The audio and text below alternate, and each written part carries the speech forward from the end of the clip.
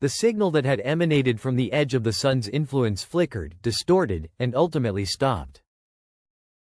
Initially, engineers thought it was a standard malfunction, a misaligned antenna, a power hiccup, or perhaps merely a transmission delay. But this time felt different. Voyager 2 lost contact precisely when it crossed a region of space recently disturbed by a passing object, a deep red interstellar body dubbed 3I Atlas. 3I Atlas was no ordinary comet. Its behavior defied established physics. As it traveled through the solar system, its coma expanded drastically, overshadowing Mars's orbit. Its light pulsed unpredictably at regular intervals, 84.6 seconds apart, suggesting it was controlled by a mechanism rather than chemical reactions. Spectrometers detected electromagnetic waves bending around it, reflecting and absorbing, as if the object could manipulate energy itself. When Voyager 2 intersected the outer edge of that immense plasma envelope, the spacecraft's instruments displayed unusual behaviors.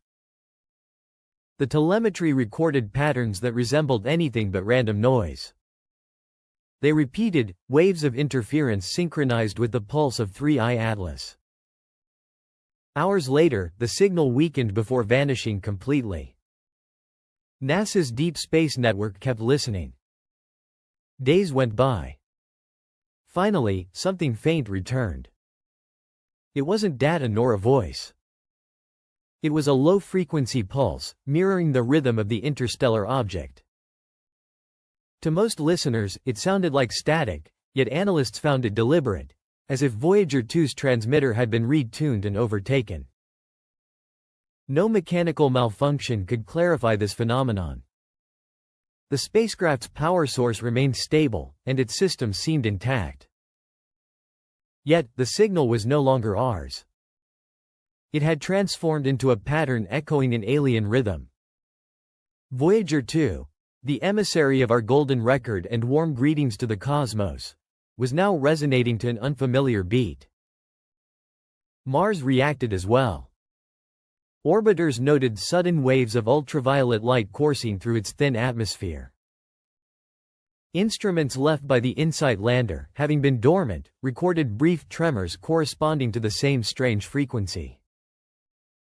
Two planets, millions of kilometers apart, vibrated in unison with what should have been merely a passing comet.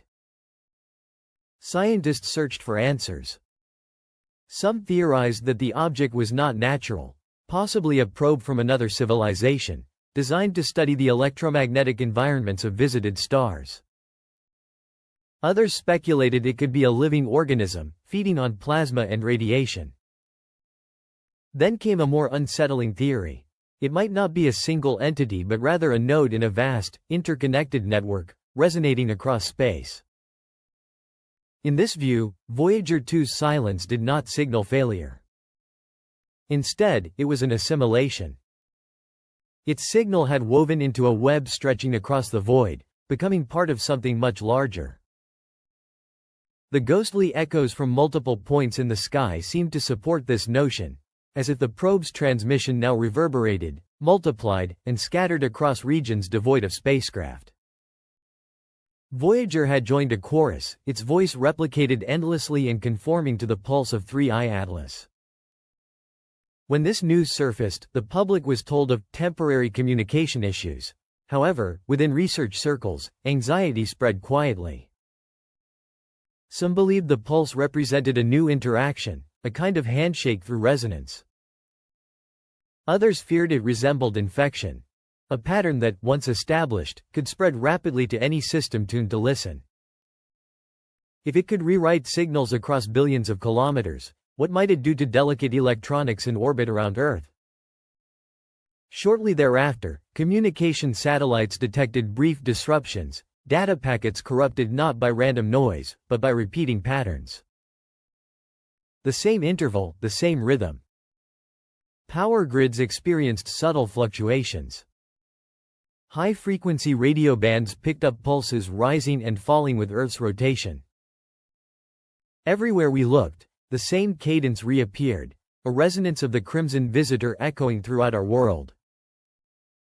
The golden record still floats aboard that small spacecraft, inscribed with the sounds of our planet, laughter, music, greetings in various languages.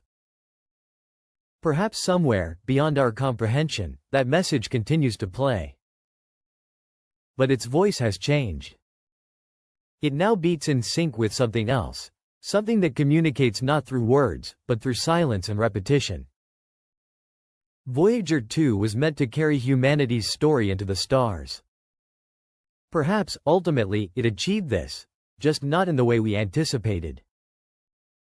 Its silence may mark the start of a new kind of dialogue, one inscribed in the pulse of the cosmos itself.